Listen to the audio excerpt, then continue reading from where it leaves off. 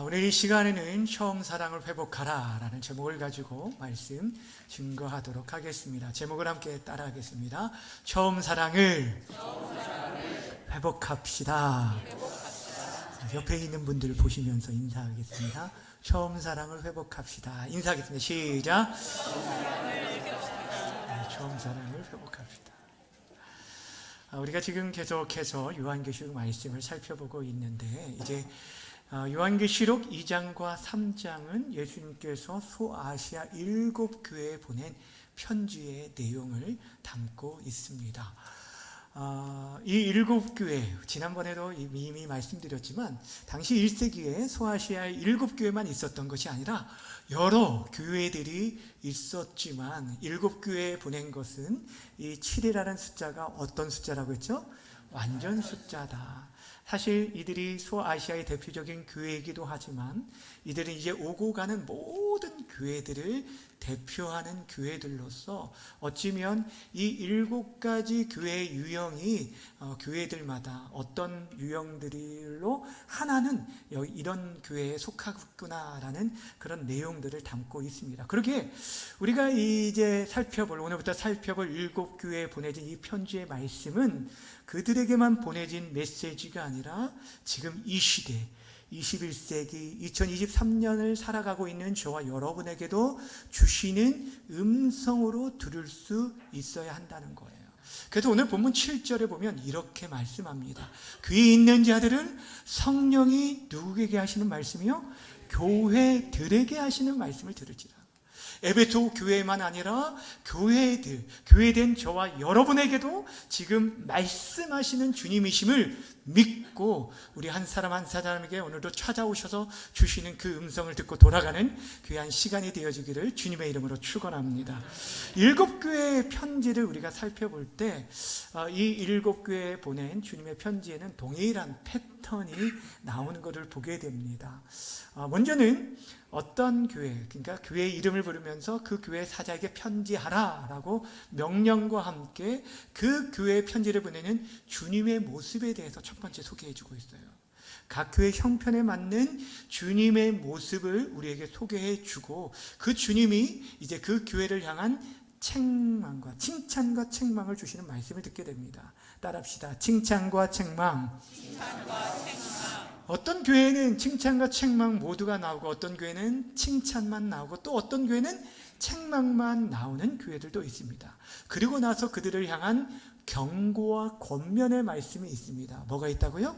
경고와 권면의 말씀. 마치 의사가 환자를 진찰하고 잘 진단한 다음에 그들에 대해 바른 처방을 하는 것처럼 우리 예수님께서 교회의 머리가 되실 뿐 아니라 의사가 되셔서 각 교회의 형편을 따라서 그들을 진찰하시고 이제 그들을 올바르게 진단하신 다음에 저들에게 처방할 때 경고와 권면의 말씀을 주신 것을 보게 됩니다. 그리고 마지막 네 번째는 저들에게 이기는 자들에게 주시는 약속의 말씀, 그러니까 그 말씀대로 순종하며 나아가는 자에게 주시는 약속의 말씀이 나옵니다. 그러니까 이 네 가지가 줄을 이뤄요. 각 교회에 말씀하시는 예수님의 모습이 어떠한지, 그리고 그 교회에 대한 칭찬과 책망, 그리고 그것을 따라 저들에게 주시는 경고와 권면의 말씀, 그리고 이기는 자에게 주시는 약속이, 이 네 가지가 이 7교회에 나오는 패턴입니다. 그 7교회 가운데 오늘 첫 번째 교회, 어떤 교회라고요? 에베소 교회를 우리가 살펴보려고 하는데, 이 에베소 교회에 보낸 편지를 이해하기 위해서는 에베소라는 도시가 어떤 도시였는지, 그리고 그곳에 어떻게 교회가 세워졌는지를 이해해야 합니다. 여러분, 에베소 도시는 당시 로마 제국에서 네 번째로 컸던 그런 도시고 항구 도시였습니다. 소아시아를 대표하는 교통과 상업과 문명의 중심지가 바로 이 에베소였습니다. 특별히 이 에베소는 아데미 여신과 황제 숭배가 성행되었던 곳이었는데, 풍요와 다산을 상징하는 이 아데미 여신을 섬기면서 이 에베소 중심가의 가장 높은 곳에 뭐가 세워졌냐면 아데미 신전이 세워졌어요. 이 신전은요, 여러분 얼마나 거대했냐면 세계 7대 불가사의 중에 하나라고 불릴 정도로 그 지름이 2m가 넘는데 그 기둥이 몇 개나 세워졌냐면 120개로 세워진 어마어마한 그런 규모의 이 신전이었어요. 한번 그곳에 참여할 수 있는 규모가 5만 명이 넘을 정도로 엄청난 그런 규모의 신전이었어요. 이 신전에서 봉사하는 여사제들만 수천 명이 달하는 기록이 있고, 그들의 제사행위라는 것은 죄송하지만 그들이 그 여사제들과 매춘행위를 하는 것이 당시에 그 에베소의 그런 제사였어요. 그러니까 굉장히 음란한 도시가 이 에베소였고, 거기다가 황제 숭배까지 이루어졌던, 그러니까 영적으로 보면 지금 마귀의 소굴과 같은 곳이 바로 이 에베소였습니다. 그런데 사도 바울이 바로 그러한 곳에서 자신의 사역 가운데 가장 중심적인 집중하는 그런 사역을 감당했는데, 사도행전 19장과 20장에 보면 이 에베소에서 어떻게 사역했는지 그 배경이 소개되어 있는데, 무려 2년 반 동안 그 에베소 땅에서 머물면서 복음을 증거하고, 특별히 두란노 서원에서 제자 양육을 하며 복음을 증거했어요. 여러분, 사도 바울의 사역을 잘 보시면 1차, 2차, 3차 전도 사역 가운데 그렇게 한 곳에 오래 머물지 않아요. 한 곳에서 교회를 개척하면 또 옮기고요, 또 교회가 세워지면 또 옮기는 그런 사역을 하였는데, 에베소에서만큼은 2년 반이라는 시간 동안 오랫동안 머물렀습니다. 왜 그랬을까요? 그 이유가 있습니다. 앞에서 말했듯이 이 에베소는요, 당시 소아시아의 교통과 상업의 중심지, 요충지예요. 그러다 보니까 소아시아에 있는 상인들이 그곳에 가만히 있어도 다 모여들고, 또 유학생들이 모여들게 되어진 곳입니다. 그러니 이곳에서 바르게 하나님의 말씀을 전하고 양육하면 이들이 흩어지게 되고, 그 고향으로 돌아갈 때 이들로 인해서 교회가 세워질 것을 기대했어요. 근데 그 기대대로 실제 이 소아시아의 에베소 교회가 모판이 되어져서 수많은 지역에 교회가 세워지게 되었다는 거예요. 그만큼 중요한 지역이 어디예요? 바로 이 에베소 교회였기 때문에 사도 바울에 이어서 그의 영적 아들인 디모데가 그곳에서 목회했고, 그 위에 사도 요한이 이곳에서 사역을 하게 되었습니다. 그래 이제 시간이 지났어요. 어느 정도 시간이 흐른 후에 이 에베소 교회를 향한 주님의 책망과 권면의 말씀이 오늘 편지를 통해 들려지게 됩니다. 오늘 이 말씀에 우리가 주목했으면 좋겠는데, 오늘 첫 번째 이 에베소에 나타난 주님의 모습이 어떤 모습인지 1절 말씀을 함께 읽도록 하겠습니다. 시작. 편지하라. 오른손에 있는 7별을 붙잡고 7 금촛대 사이를 거니시는 이가 이르시되. 이 거니시는 이가 누굴까요? 그렇죠. 지난 시간에 살펴본 것처럼 예수님을 의미합니다. 예수님의 그 영광스러운 모습이 각 교회 형편에 따라서 그들에게 묘사되어지고 있는데, 여러분 보세요. 예수님께서 지금 7별을 손에 붙들고 7 금촛대 사이를 거니신다. 7별이 무엇을 상징한다고 하였습니까? 7 교회의 사자들, 지도자들을 우리 하나님께서, 우리 주님께서 붙들고 계시다. 그리고 또한 7 촛대는 7 교회를 말하는데 그 7 교회를 거니신다라고 말하고 있어요. 여러분, 지금 핍박과 환난 가운데 그 악의 도시에 세워진 이 에베소 교회를 향해서 주님께서 내가 친히 교회의 사자를 붙들고 있을 뿐 아니라 너희 가운데 거닐고 있다라고 말하고 있어요. 여러분, 이것이 얼마나 힘이 되고 위로가 될까요? 여러분, 우리 주님은요, 지금 가만히 우리의 예배 가운데 팔짱을 끼고 누가 예배 가운데 집중하는지 쳐다보고 계시는 것이 아니라 우리 가운데 거니신다라고 말하고 있어요. 우리 한 사람 한 사람에게 필요한 은혜들을, 위로할 자를 위로하고 때로는 책망할 자를 책망하고 그 눈물을 닦아주기도 하고 그 마음을 터치하시면서 우리 주님이 지금 이 가운데 함께 하심을 믿으시길 바랍니다. 지금 에베소 교회의 그 모습으로 우리 주님께서 말씀하시는 거예요. 그는 가장 먼저 저들에게 칭찬의 말씀을 하십니다. 어떤 칭찬을 받았는지 2절과 3절 말씀 함께 읽습니다. 시작. 내가 내 행위와 알고 또 악한 자들을 용납하지 아니한 것과 자칭 사도라 하되 아닌 자들을 시험하여 그의 거짓된 것을 내가 드러낸 것과 또 내가 참고 내 이름을 위하여 견디고 게으르지 아니한 것을 뭐 한다고요? 안다. 우리 주님께서 가장 먼저 하신 말은 내가 너를 안다라고 얘기합니다. 따라합시다. 내가 너를 안다. 여러분, 하나님께서, 우리 주님이 우리를 안다는 거예요. 우리의 모든 행위와 수고와 인내를 안다. 여러분, 이것이 얼마나 여러분 힘이 되고 위로가 되어졌을까요? 사실 우리의 모든 것을 안다는 것은 어찌 보면 굉장히 두려운 일일 수 있습니다. 그렇잖아요.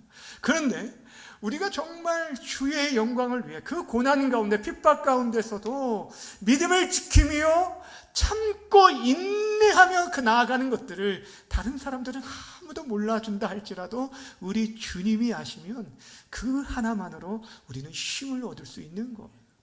지금 이 에베소 교회가 그랬다는 거예요. 그런 핍박이 있고 위협이 있고 정말 어려운 그런 이 에베소 땅에서 믿음을 지키고 살아가는 저들, 그리고 열심으로 주님의 교회를 위해서 헌신하고 충성한 그들의 수고와 인내를 우리 주님께서 다 아신다라고 말씀하고 계십니다. 더 나아가 그들이 진리 복음을 지키면서 그들이 악한 자들, 특별히 이단들을 용납하지 않았다라고 저들을 칭찬하고 계십니다. 오늘 말씀에서 뭐라고 구체적으로 말하고 있냐면, 또 너희가 악한 자들 용납하지 않고 자칭 사도라 차되 아닌 자들을 시험하여 그 거짓된 것을 내가 드러냈다라고 말하는 분별력을 가지고요, 진리의 말씀에 굳건하게 서 있기 때문에 저것이 진짜인지 가짜인지를 분별하고 그것을 받아들이지 않고 용납하지 않고 몰아냈다라고 말하고 있습니다. 여러분, 지금 이 교회가 얼마나 멋진 교회인지 한번 보세요. 진리의 말씀, 복음의 진리를 지켜왔어요. 그동안 사도 바울과 디모데와 요한으로부터 들었던 말씀을 통하여서 그들의 거짓을 용납하지 않는 그런 굳건한 교회로 세워졌고, 한 걸음 더 나아가서 그들이 어떻게 했다고 말하고 있습니까? 내가 참고 내 이름을 위하여 견디고 게으르지 않아 그런 부지런함으로 열심으로 주님을 섬긴 교회, 바로 그 교회가 어떤 교회라고요? 에베소 교회였습니다. 여러분, 참 이런 칭찬을 우리가 들을 수 있다면 얼마나 좋을까요?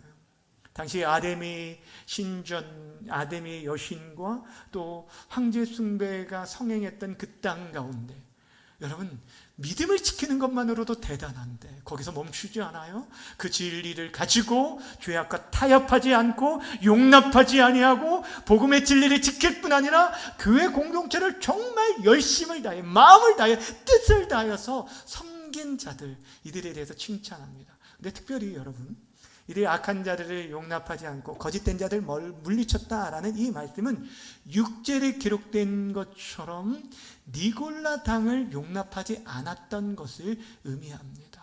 여기 니골라 당이 나오는데, 이 니골라 당은 당시 초대교회의 한 영지 중에 한 분파로서 이들은 영만 선하고 육은 모든 것이 악하기 때문에 우리의 육체를 가지고 어떤 일을 해도 무방하다라고 생각을 했어요. 특별히 우상숭배에 관하여서 그 우상숭배하는 그 문화가 그리스도인들 사이에서 용납되어질 수 있다라는 이런 이상한 가르침을 했어요. 그냥 왜냐하면 당시에 여러분, 이 에베소 지역에서 상업을 하기 위해서는 우리로 말하면 중세시대 길드 같은 조합에 들어가 있어야 돼요. 근데 그 조합에 들어갈 수 있는 조건이 무엇이냐면 아데미 여신과 황제 숭배를 해야, 그것이 필수적으로 감당해야 그 조합에 들어갈 수 있습니다. 그러니까 경제활동을 하기 위해서, 너희들이 먹고 살기 위해서 이거는 어쩔 수 없이 하는 것이니 하나님도 이해하실 거야 라고 하면서 적당히 타협할 것을 종용한 혼합주의 이단이 바로 니골라 당이었다는 거예요. 그런데 이 에베소 교회가 저들을 어떻게 했다고요? 받아들인 게 아니라 그들을 물리치웠습니다. 그들을 단호하게 거부하고 용납하지 않았다라고 말하고 있어요. 이거에 대해서 지금 우리 주님께서 칭찬하고 계십니다. 여러분, 이렇게 칭찬할 것을 많은 이 에베소 교회, 그런데 이 교회를 향해 우리 주님께서 내가 너희를 향해서 책망할 것이 있다라고 말씀하셔요. 무엇을 책망하셨는지 4절 말씀 함께 읽겠습니다. 시작. 너의 처음 사랑을 버렸느니라. 아멘. 무엇을 버렸다고요? 처음 사랑을 버렸다. 주님에 대한 처음 사랑. 하나님께서 우리를 어떻게 사랑하셨고 구원해 주셨는지 그 처음 사랑을 잃어버려서 위로는 하나님을 사랑하고 이웃을 사랑하는 그 모든 것들을 잃어버렸다라고 말하고 있습니다. 여러분, 지금 이 에베소 교회는요, 여전히 많은 사역들을 감당했어요. 희생과 헌신과 봉사와 충성을 감당했던 사람들이었습니다. 그런데도 불구하고 저들 안에 그리스도에 대한 사랑이 식어지고 이웃에 대한 사랑이 메말라갔다라고 책망하고 있습니다. 여러분, 이들이 누구로부터 하나님의 말씀을 배웠다고 했죠? 바울과 디모데와 요한에게. 몰라도 괜찮습니다. 근데 이 말씀들을 통해서 그들이 진리로 잘 무장되었어요. 예수만이 우리의 유일한 구원자라는 것들을 믿는 믿음 안에서 이 진리를 굳건하게 수호하고 있었기 때문에 그래 로마의 그 어떤 압제 아래에서도 여러분 그들이 교회의 거룩함을, 순수함을 지켜낼 수 있었다는 거예요. 그런데 그들이 하나님에 대한 사랑을 점점 잃어가기 시작한 거예요. 그런데 중요한 게 무엇이냐면 우리 주님께서는 바로 그 부분을, 그 처음 사랑 잃어버린 거에 대해서 아주 강조하고 있다라는 것입니다. 여러분, 겉으로 볼 때는요, 여러분 이 에베소 교회는 전혀 문제가 없는 교회입니다. 여전히 봉사합니다, 헌신합니다, 출석도 잘하고요, 헌금도 잘합니다. 그 누가 보기에도 그들은 진리의 말씀을 온전히 수호하고 있는 그런 아주 정통과 역사를 자랑하는 그런 교회예요. 책망할 것이 전혀 없는 교회예요. 그런데 여러분, 그들 안에 마음 중심 가운데 하나님과 이웃에 대한 사랑을 잃어버린 것을 우리 하나님께서, 우리 주님께서는 가장 큰 위기라고 보신 거예요. 그들의 볼 때는 전혀 문제가 되지 않는 것처럼 보이지만 우리 주님께서는 그것을 가장 큰 위기라고 보시고, 너희가 만약 그 가운데 회개하지 않고 돌이키지 않는다면 내 촛대를 그 자리에서 옮기겠다라고 말씀하셨어요. 여러분, 교회를 의미하는 이 촛대를 옮긴다는 게 뭘까요? 교회를 이사시키겠다는 얘기가 아니에요. 하나님의 영광과 하나님의 임재를 거두시겠다는 거예요. 하나님 앞에 예배하러 모였는데, 여러분, 교회가 건물은 있는데 하나님의 영광이 임하지 않는 거예요. 우리가 하나님의 그 기름 부심, 성령의 기름 부심을 거두어 주시면 우리가 아무리 찬양하고 기도해도 응답이 없어지는 거예요. 여러분, 이거는 아주 무서운 경고의 말씀입니다. 다시 한번 말하면 교회가 사랑을 잃어버리면 모든 것을 잃어버린다는 걸 우리에게 말씀해 주고 있어요. 여러분, 에베소 교회가 그렇게 칭찬할 것을 많은데도 불구하고 지금 그 말씀을, 한순간에 그 모든 칭찬을 무색하게 만들 정도로 지금 사랑 없음에 대해서 단호하게 꾸짖고 있는 이유는 다른 것이 아닙니다. 그들이 이 사랑을 회복하지 않으면 저들에게 소망이 없기 때문이었어요. 사랑하는 여러분, 우리가 병에 걸리게 되면 여러 가지 몸에서 증상이 나타나게 됩니다. 감기에만 걸려도요, 머리 두통이 심하게 되고, 또 열이 나기도 하고, 발열이 있기도 하고, 콧물이 나거나 기침을 하거나 여러 가지 증상들이 나타나요. 그런 증상들이 보일 때 빨리 우리가 병원에 찾아서 치료를 받아야 되는 것처럼 우리의 영적으로도 우리 안에 하나님과의 관계 속에서 사랑이 식어가는 그런 증세가 있습니다. 제가 몇 가지 증세들을 말씀드릴 텐데 여러분이 지금 영적 건강 상태를 한번 체크해 보세요. 내 점수는 지금 어떠한지, 양호한지, 건강한지, 아니면 위험한지를 한번 돌아보라는 거예요. 여러분, 주님의 사랑이 식어질 때 첫 번째 나타나는 증세 중에 하나가 뭐냐면 우리 기도의 시간이 냉랭하고 차가워지게 됩니다. 사랑하는 여인들은요, 왜 그렇게 할 말이 많은지 모릅니다. 그래서 만나면 계속적으로 이야기하고 또 얘기를 하죠. 그리고 헤어져서 또 전화로 얘기합니다. 전화가 끊어지면 또 문자로 얘기를 합니다. 근데 사랑이 식어지면 대화가 줄어들기 시작합니다. 그래도 우리 나이가 드시면 눈빛으로라도 말을 하잖아요. 그죠? 대화가 식었다고 우리 가정은 사랑에 식었어. 이렇게 판단하지 마시고 눈빛으로라도 우리는 따뜻한 그런 인사를 하고 그래요. 우리 기도는요, 하나님과의 대화예요. 그런데 그것이 점점 사라지게 된다는 것은 지금 내가 병들었다는 걸 보여줘요. 또 사랑이 식어지면 말씀에 대한 갈망을 잃어버리게 됩니다. 여러분, 그분에 대한 사랑의 고백이 다 담긴 것이 바로 이 성경인데 말씀을 듣는 시간들을 귀하게 여기지 않고 그러다 보니까 예배 시간을 소홀히 하게 되어집니다. 세 번째는 전도에 대한 의욕이 사라지게 돼요. 여러분, 사랑하게 되면요, 내가 사랑하는 그 사람을 누구인가 막 이렇게 소개하고 싶어요. 막 자랑하고 싶고 알리고 싶어 합니다. 그렇잖아요. 그렇죠? 여러분, 그런데 사랑이 식어가면 자랑이 아니라 흠을 찾게 돼요. 허물을 들춰내게 돼요. 그러니까 그리스도에 대한 사랑이 식어가면 전도의 의욕이 사라질 뿐 아니라 교회에 대한 불평과 원망이 나타나게 되어져요. 또 사랑에 식어지는 증세 중에 하나가 뭐냐면 우리의 일상의 생각 속에서 주님에 대한 생각들이 점점 줄어들게 돼요. 여러분, 사랑하게 되면요, 그 사람과 만났을 때만 그 사람을 생각하는 게 아니죠. 그렇죠?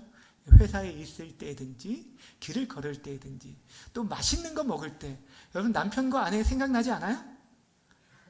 저는 생각 안 나는 것처럼 저를 쳐다보시면 어찌합니까? 근데 여러분, 그것이 뭐냐면 그 사랑하는 사람이 떠오르게 되는 것은 그 사람을 생각하는 거예요. 모든 내 일상생활 속에서 그의 그를 생각하는 것, 이게 사랑이에요. 근데 주님에 대한 사랑이 멀어질 때 우리 생활 속에서 정말 주일 외에는 주님에 대한 사랑을 딱 덮고 주님에 대한 생각을 덮고 살아가게 되는 거예요. 마지막으로 우리가 주님에 대한 사랑이 식어지면 주의 사역에 대한 열정과 열심들이 사라지게 됩니다.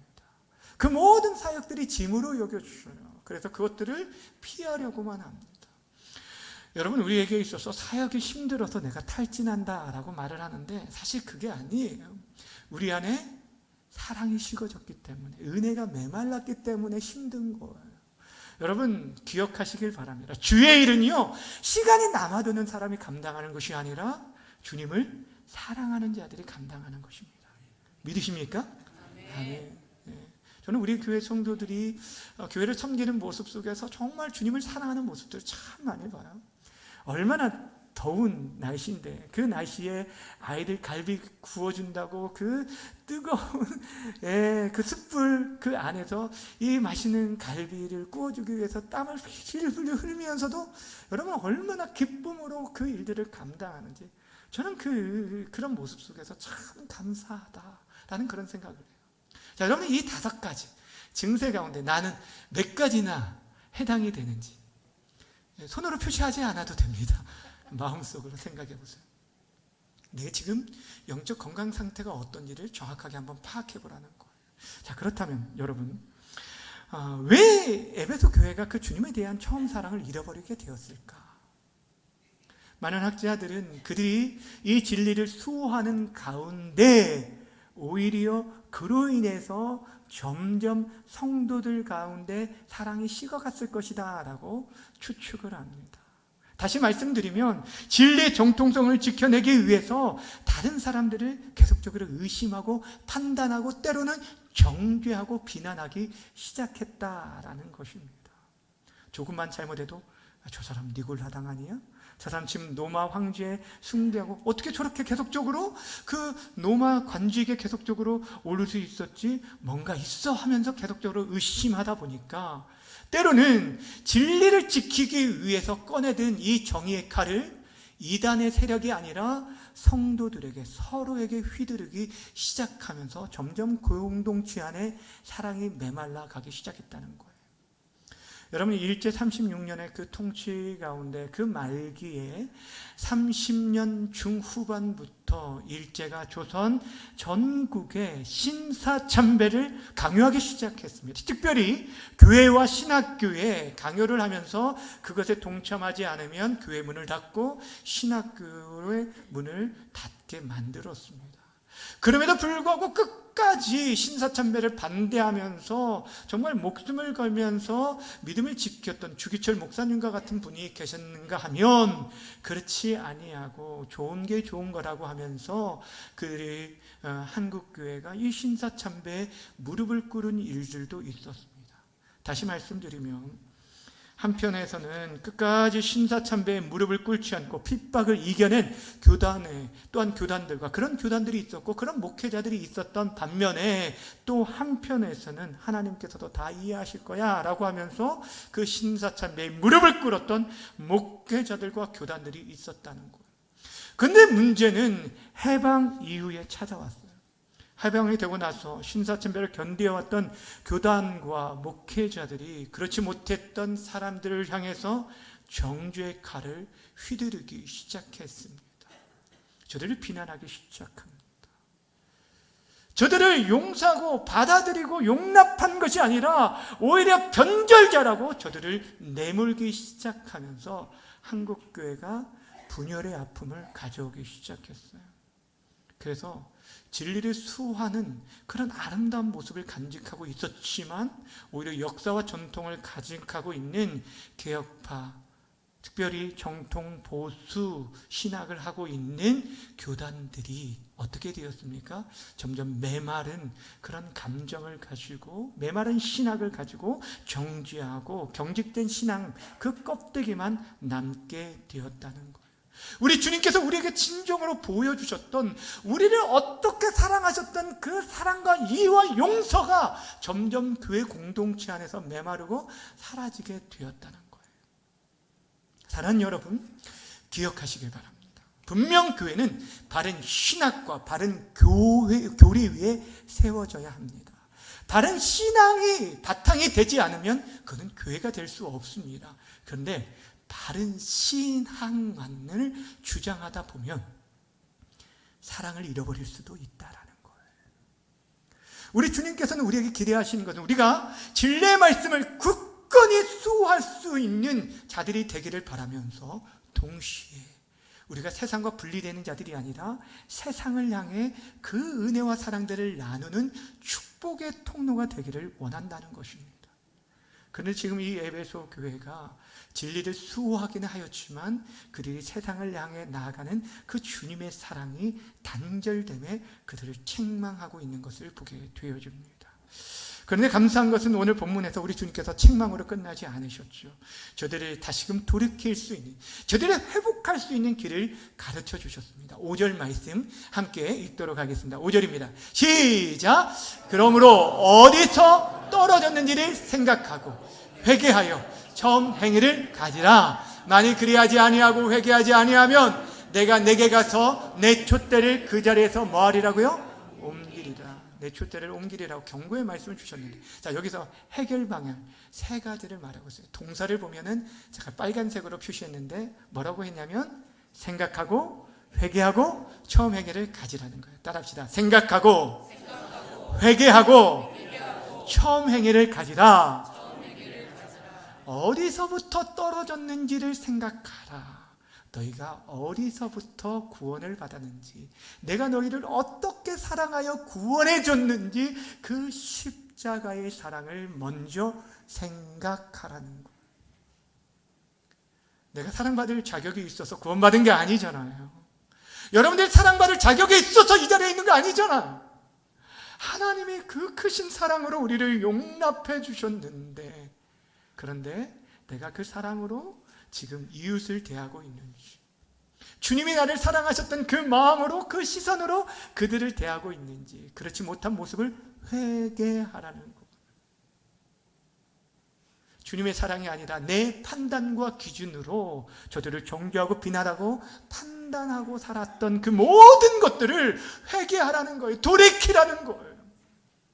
내가 어떤 사랑을 입었는지를 잊어버렸기 때문에 우리들이 그렇게 다른 사람을 향해 정죄의 칼을 내밀고 있다라는 것입니다. 휘두르고 있다는 거예요. 그것을 회개하라는 거예요. 교만한 마음을 회개하라는 것이고, 그리고 다시금 처음 행위를 가지라는 거예요. 내가 주님을 처음 만났을 때 나 같은 죄인 살리시 주 내 고마워. 우리가 그 찬양을 부르면서 천주여 의지없어서 손들고 옵니다 라고 찬양하면서 하나님 앞에 나아갔던 그 시간들, 그리고 그 은혜로 인해서 나를 공격하고 핍박하고 있는 남편과 자녀와 이웃들을 품고 그들을 위해서 기도했던 그 처음 행위를 회복하라 라고 말하고 있는 거예요.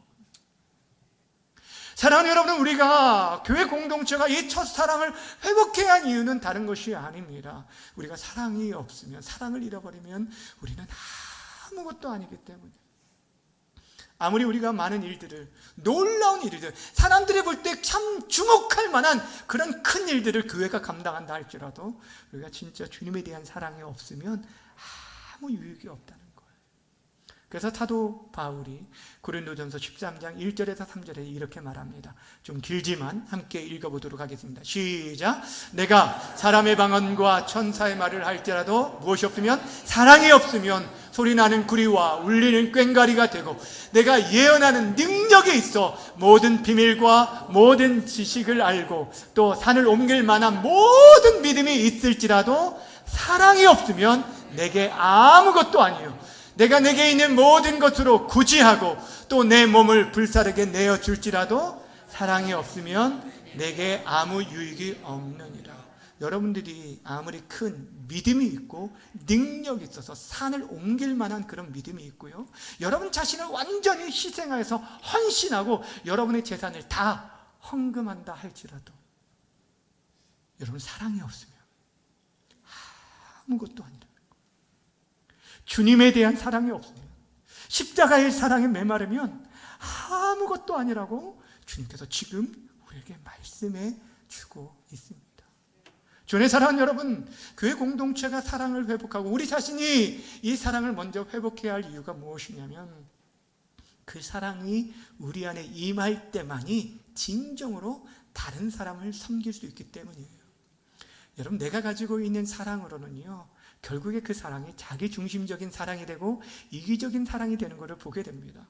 죄송한 얘기지만, 그래서 우리가 때로는요, 자녀들을 사랑한다라고 내가 그렇게 해서 막 양육하고 뭐 한다고 하지만 어떤 때는 그것이 나의 개인적인 이기심의 발로에서 나오는 때가 있어서 오히려 자녀들에게 상처를 줄 때가 있는 걸 보게 돼요. 그런데 나는 사랑할 수 없어요. 나는 이해할 수 없어요. 나는 저 사람을 도저히 한 공동체 안에 바라볼 수 없어요. 얼굴도 쳐다보기도 싫어요. 그런데 주님의 사랑이 우리 안에 임하게 되어지면 그 영혼들을 이해하게 돼요. 용납하게 돼요. 용서하게 돼요. 그리고 그들을 위해 섬기게 되어지는 거예요. 주님이 우리에게 요구하신 게 바로 이거예요. 우리가 잘 알고 있는 하나님의 사랑, 요한복음 3장 16절 말씀처럼 또 중요한 말씀, 요한일서 3장 16절에 있어요. 이렇게 말씀합니다. 시작. 그가 우리를 위하여 목숨을 버리셨으니 우리가 이로써 사랑을 알고 우리도 형제를 위하여 목숨을 버리는 것이 마땅하다. 오히려 그 하나님의 사랑을 알면 형제를 위해 목숨을 버리는 것, 사랑하는 것이 마땅하다라고 말씀하고 있고요, 요한일서 4장 20절에서는 이렇게도 말씀하십니다. 시작. 보는 바 그 형제를 사랑하지 아니하는 자는 보지 못하는 바 하나님을 사랑할 수 없느니라. 그러니까 말하요, 여러분, 우리가 하나님 사랑한다고 했는데 그 사랑이 우리 주변에, 우리 가족들에게, 우리 이웃들에게, 성도들에게 흘러가지 않는다면 그거 다 거짓이라는 거예요. 참 무섭지 않나요? 하나님 근데 아신다는 거예요. 주님은 아신다는 거예요. 우리가 지금 마음 중심으로 이 일들을 감당하는데 그렇지 않은지 다 아신다는 거예요. 주 안에 사랑하는 여러분, 여러분의 지금 주님에 향한 사랑의 상태는 어떻습니까? 우리 안에 이 주님에 대한 처음 사랑들을 점점 잃어가지는 않으셨습니까? 어느 때부턴가 내 말이 거칠어지기 시작해요. 가까이 있는 가족들에게도 향해서도 마찬가지고, 때는 만나는 사람들, 무슨 일만 있어도 모든 것들을 다른 사람의 탓으로 넘깁니다. 이 사람 저 사람을 원망하고 불평하기 시작합니다. 다른 하나님 앞에 드리고 헌신하기보다는 뭔가를 받으려고만 더 생각을 하게 되어주고, 이해하고 용서하고 용납하기보다는 저 사람의 잘못을 눈으로 판단하고 정죄하고 심판하려고 합니다. 어느 순간 우리 마음에 교만이 싹이 텄다라고 한다면, 여러분 지금은 여러분들이 그때는 다른 것을 해야 할 때가 아니에요. 여러분이 봉사하고 헌신할 때가 아니라 지금은 십자가 앞에 엎드리고 무릎을 꿇어야 할 때예요. 다시 한번 그 사랑을 우리 안에 만나주시고 경험되게 해달라고 엎드려야 할 때라는 거예요. 왜냐하면 그리야만이 우리가 살아날 수 있기 때문이에요. 사랑하는 여러분, 우리 안에 이 사랑만 있다면 우리가 좀 부족해도 괜찮아요. 우리가 능력이 좀 없어도요, 은사가 좀 덜 부족하고 지혜가 없어도 여러분, 하나님의 역사, 하나님의 일하심의 역사들은 우리 안에 있는 사랑으로만도 충분하게 많은 영혼을 구원할 수 있는 그런 귀한 곳이 되는 거예요. 그렇게 우리 교회 공동체가 다른 어떤 것보다 진리를 수호하되 사랑으로 무장되어지기를 바랍니다. 균형 잡힌 교회가 되어주기를 바랍니다. 사랑하는 여러분, 우리가 어떻게 이 사랑들을 회복해내며 나아가야 할 것인가? 감사한 것은 오늘 에베소 교회에 이 말씀을 주셨다는 것은 우리 주님이 에베소 교회를 당시에 포기하지 않았기 때문에 그들에게 말씀해 주신 것처럼, 오늘 이 자리에 저와 여러분들에게 오늘 이 말씀을 주셨다는 것은 이 자리는 저와 여러분, 우리 주님께서 포기하지 않으셨기에 우리에게 지금 말씀하고 있는 거예요. 중요한 것은 귀 있는 자는 성령이 교회들에게, 지금 이 자리에 있는 여러분들에게 하시는 그 말씀을 들어야 돼요. 다시 말씀드립니다. 귀 있는 자들은 성령이 지금 우리에게 말씀하시는 이 음성을 들을 수 있기를 바랍니다. 그리고 우리 삶에 돌이켜야 할 것들을 돌이켜주시길 바랍니다.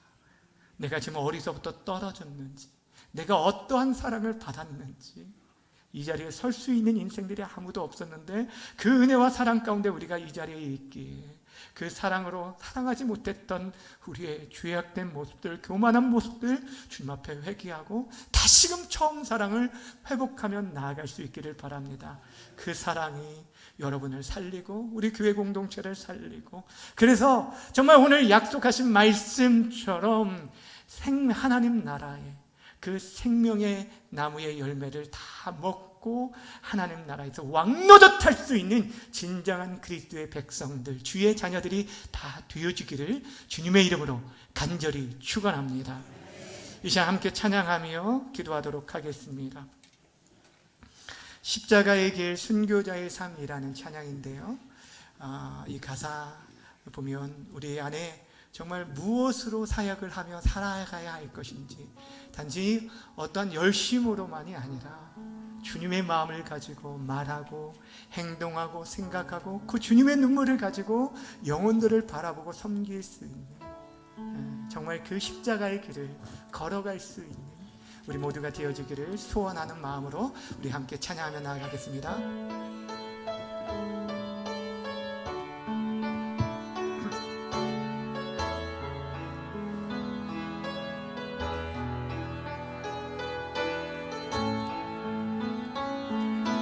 내 마음의 주를 향한 사랑이, 내 마음의 주를 향한 사랑이, 나의 말에 주가 주신 진리로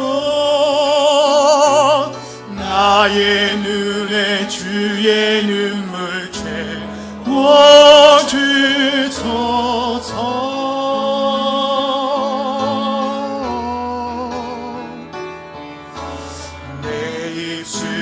찬양의 향기가 두 손에는 주를 닮은 섬김이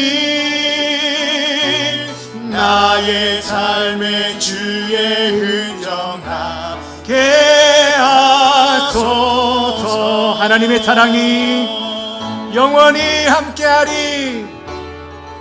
하나님의 사랑이 영원히 함께하리. 십자가의 길을 걷는 자에게 순교자의 삶을 사는 이에게 조롱하는 소리와 세상 유혹 속에도 조롱하는 소리와 세상 유혹 속에도 주의 순결한 신부가 되리라. 내 생명 주님께 드리리. 다시 한번 가사 하나하나를 생각하면서 고백하며 나아가도록 하겠습니다. 내 마음에 주를 향한 사랑이 나의 말에 주가 주신 진리로 나의 눈에 주의 눈물 채워주소서.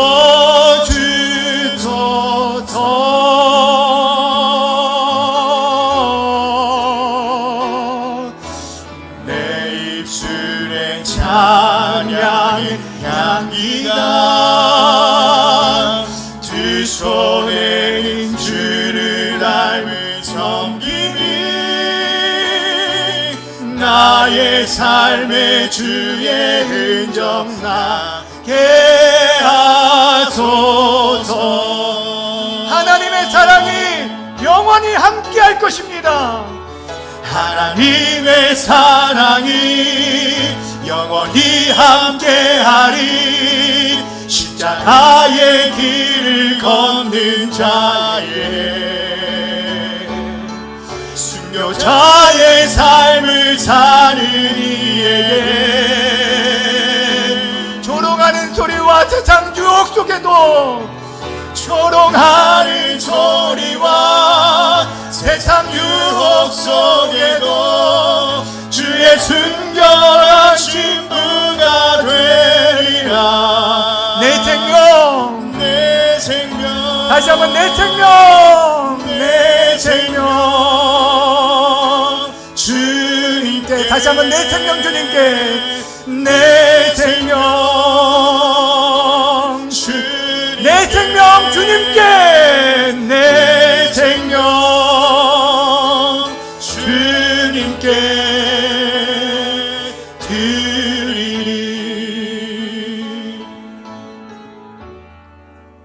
전에 사랑하는 여러분, 우리가 예수가 우리의 유일한 구원자이심을 복음의 진리에 대해서는 그것을 수호하기 위해서는 목숨을 걸어야 합니다. 그러나 그 외의 상대적인 것들에 대해서 우리가 정말 할 수 있는 한 모든 사람들을 포용하고 이해하고 용서하고 감싸주고 이끌어줌으로 인해서 저들 안에 정말 주님의 사랑이 흘러갈 수 있도록 우리를 축복의 통로로 사용하여 달라고, 우리 안에 잃어버린 주님에 대한 그 처음 사랑과 감격들을 다시 한번 회복하여서 우리의 열심히 있는 껍데기만이 아니라 우리의 중심이 하나님께 향할 수 있는 거룩한 주의 백성들이 되게 해달라고 우리 주여 한번 부르시면서 함께 주신 말씀 기억하며 기도하며 나갑니다. 주여